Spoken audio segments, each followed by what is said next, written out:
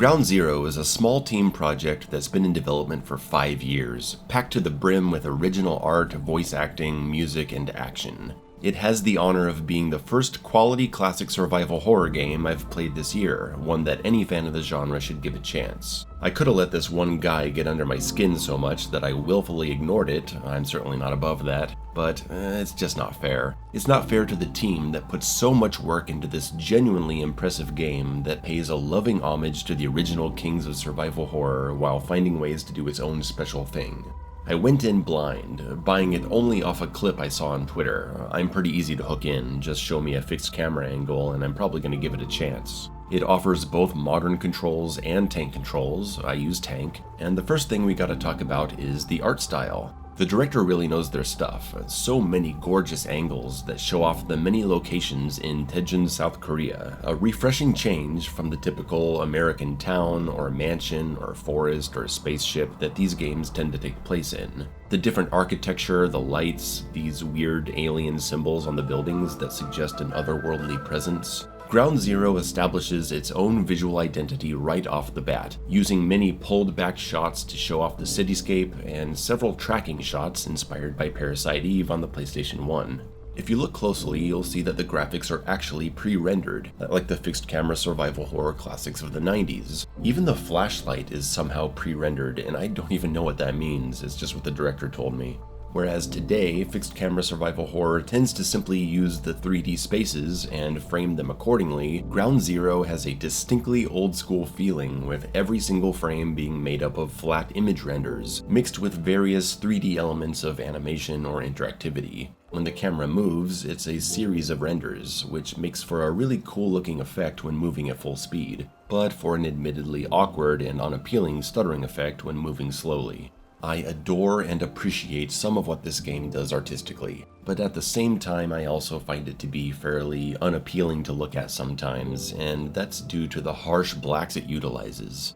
It has that same issue, I'm gonna call it an issue, that Flesh Made Fear had last year. Many spaces of striking visuals, but many others where so much of the screen is solid black that it makes the game ugly. Darkness doesn't have to be portrayed as straight black covering most of the screen all the time, and it doesn't really help that a lot of the color choices give off that dirty, grimy feel. I'm sure not everyone is going to feel this way, and that's okay. There can only be so many artistically high-minded people around here. Story-wise, there's a lot going on, and I don't want to spoil things, so I'll just give you the setup. A meteor hit South Korea, and now there's all these big collections of biomass, and the dead walk the streets. Zombies, dogs, weird mutants. You're exploring the city for clues and unraveling a conspiracy. There are notes to read, but not an overwhelming amount. Notes contain solutions to puzzles, but they are unfortunately highlighted, so all you gotta do is scroll to the highlighted word and ignore everything else. I'm not a fan of that. There are several cutscenes of dramatic character moments. A few of them go on way too long, but they're pretty good. And overall, I found the story to be pretty interesting. Our two main characters are from different parts of the world, with our lead having moments where she speaks both English and Korean. Strong performances, but I found the guys acting to be a lot better than the girls. Sexist. So, let's get into the gameplay. That's what you're here for. Did I like Ground Zero as a survival horror game? Yes and no. There are many reasons behind the no, but the yes is strong enough that, when combined with the camera work and story, it's still a solid recommendation, don't get me wrong. But we're definitely gonna dive into what I see as this game's problems. First, the exploration and map design. Very good. Exploration was largely a very satisfying experience, particularly in the game's opening maps. The city streets make you feel like you're back in Resident Evil 3 Nemesis. It's a large city, not just two parallel streets like the RE3 remake, and eventually you'll have to choose between exploring the hospital and the police station. I went police station, and wow, what a map. Seriously, what a map. It's a bit too big in my opinion, but it's pretty much everything we want from a main map of a survival horror game. Multiple floors, different levels of security clearance, a good central puzzle to solve, enemy mutations that occur halfway through, multiple points of connectivity for backtracking, and the need to regularly open your map to look where you're going. There's some cheap one-hit death stuff at one point, but outside of that, I thought the police station was fantastic. However, after that, you go through several chapters of lackluster maps, large open spaces that are quite empty and linear, or it's just find something and run back to the beginning to use it, with little thoughtful navigation or decision making in between. It gets better near the end, I think, but the quality of the opening maps is simply not matched by what comes after. I would have liked to see fewer maps in exchange for higher quality ones. I think Ground Zero is one of those games that is a victim of its own long development cycle. Indie games, when they're in development for years, end up adding more and more content, and that seems to be the case here because Ground Zero is long.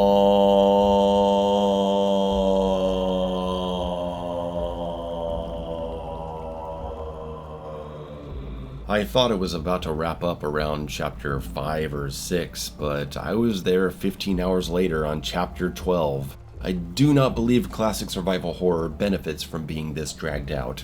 For as much as I love classic Resident Evil, I wouldn't want any of those games to be 3 times their length. Some of these maps, while they do look beautiful, feel unnecessarily large and not in an exploratory way, more like a series of giant rooms to run across. The worst offender being a long and somewhat tedious boat section in a flooded part of the city. That's a cute idea at first, but just goes on for so long you'll be begging for it to stop. Thankfully, there is a decent puzzle here and there throughout your journey, not very many though, and the number of them would feel more satisfying if there weren't so much time between them stretched out across so many maps. There's also 2 big issues with the player map itself. Now, it gets a lot right. Open doors are green, locked are red. If you check a locked door and it's openable from the other side, it updates to mark that. Very nice inclusion, I appreciate it. Important points are noted upon discovery so you know what to go back to, but I don't really like the map showing you the items in the room just because you're close to them. It led to me collecting literally everything when that should be determined by how observant I am. If you want to auto-mark important items, fine, but not resources. Requiem did this too.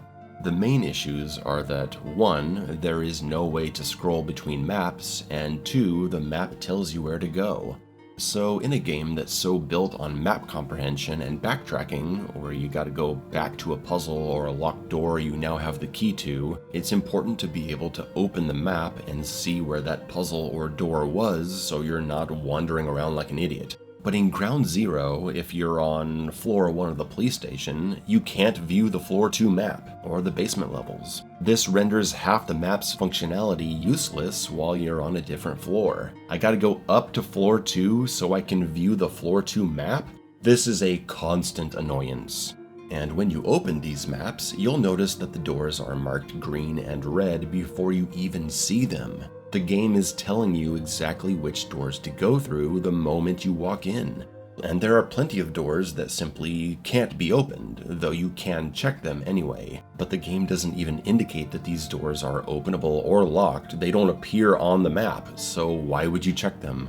I am just confounded by this design decision. When you enter a large space, don't you want to have to look for the doors, try them, and figure out what to do? Why would you want the map to immediately tell you what doors are unusable, locked, and opened? Oh look, there's a door, I wonder if it's important. Oh, it doesn't appear on the map, so no. Oh hey, I'm in a new room. The map says the only usable doors are over there, so I'm gonna run past all the others on the way.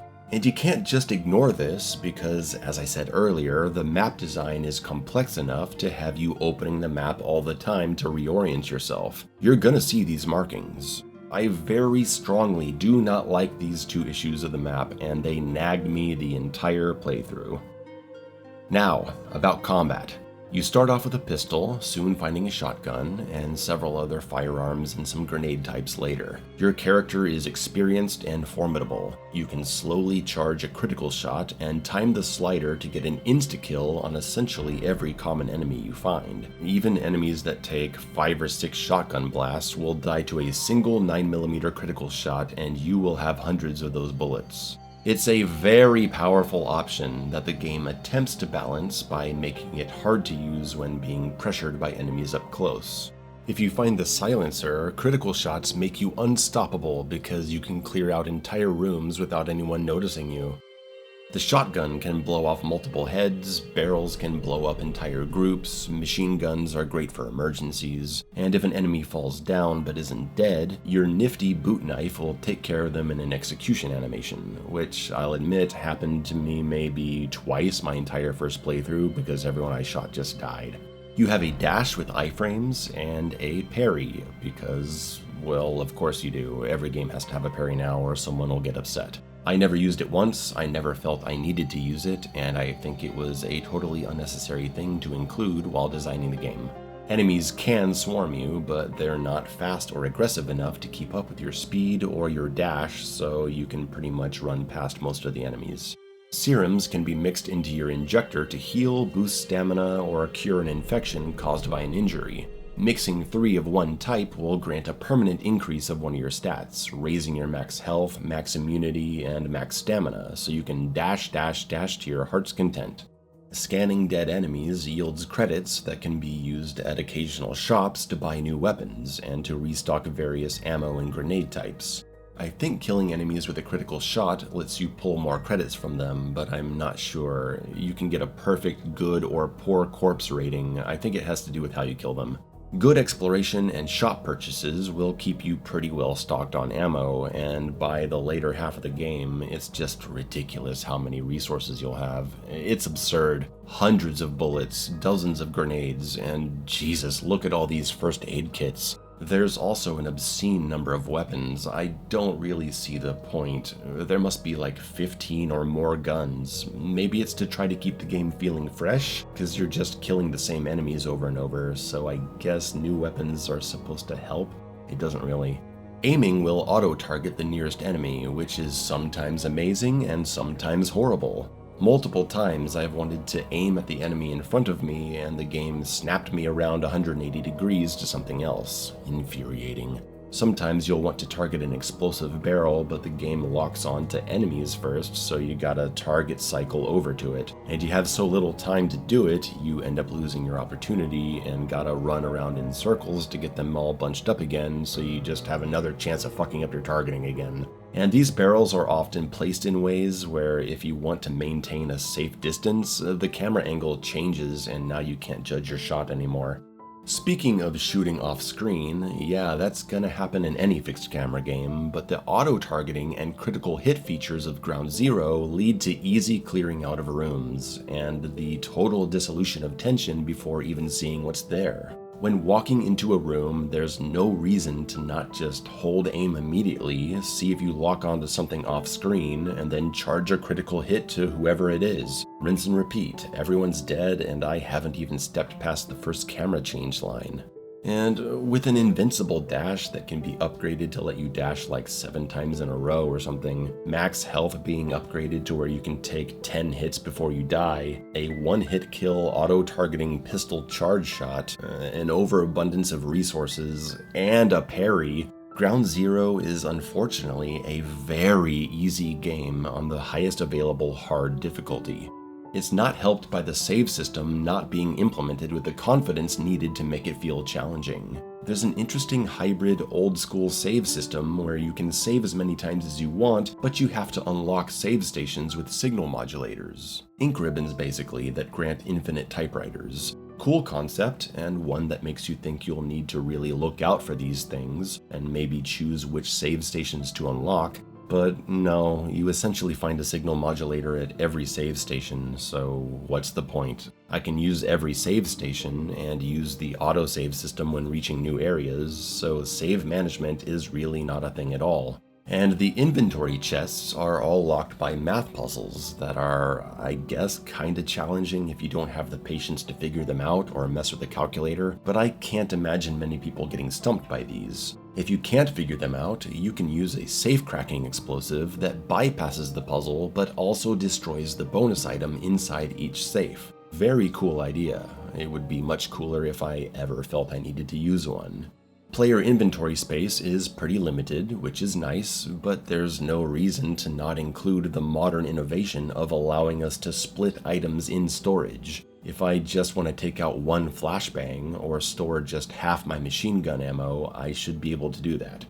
Okay, I already know what a bunch of Ground Zero fans are thinking, or commenting most likely, and that's the fact that many of my issues with this game's lack of challenge are fully resolved by playing it on the highest difficulty settings. And I agree.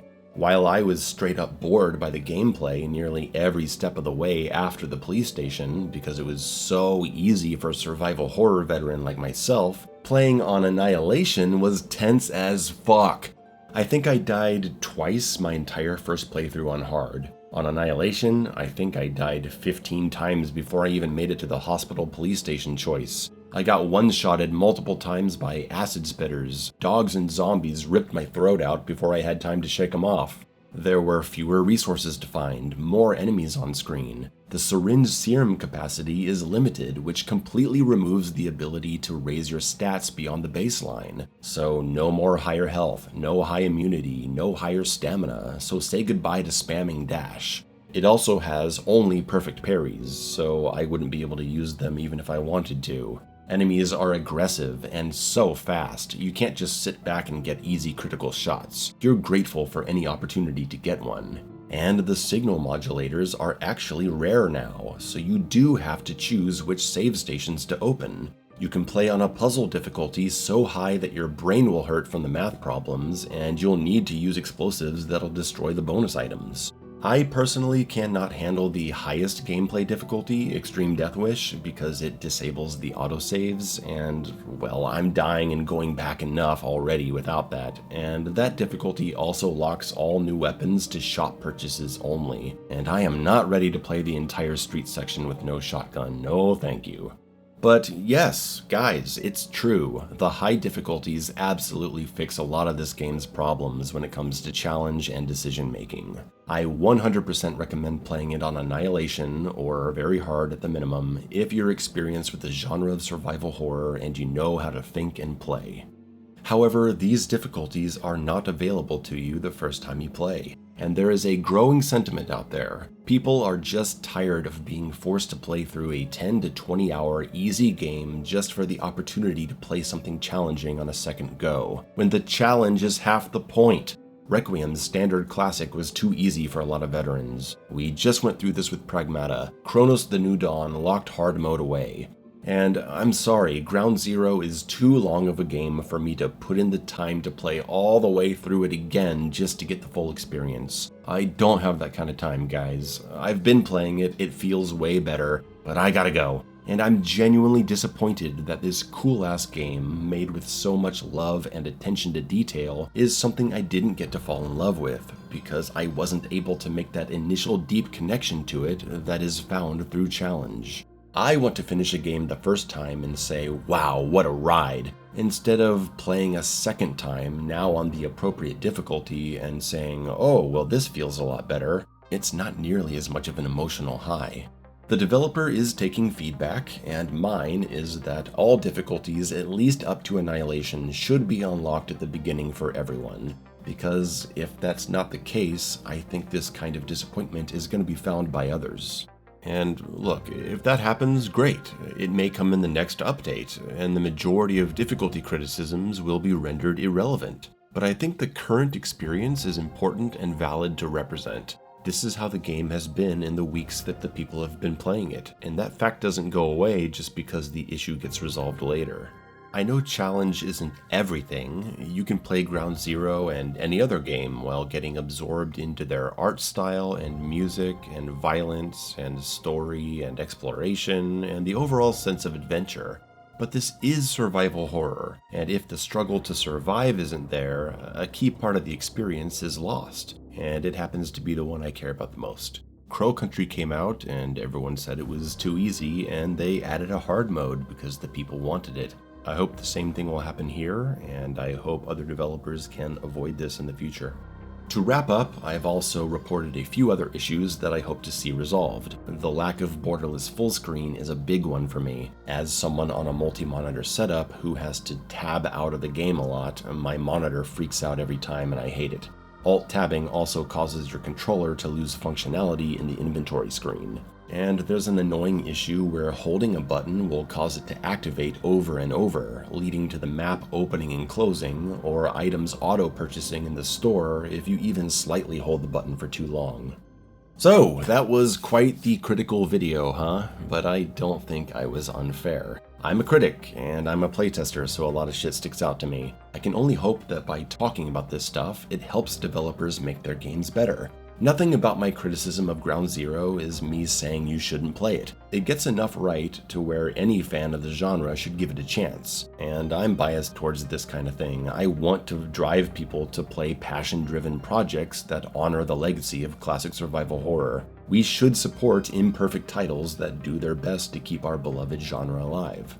Thank you so much for your time. Thank you to the director of Ground Zero for answering many of my questions while writing this script. And now I gotta figure out what else to do.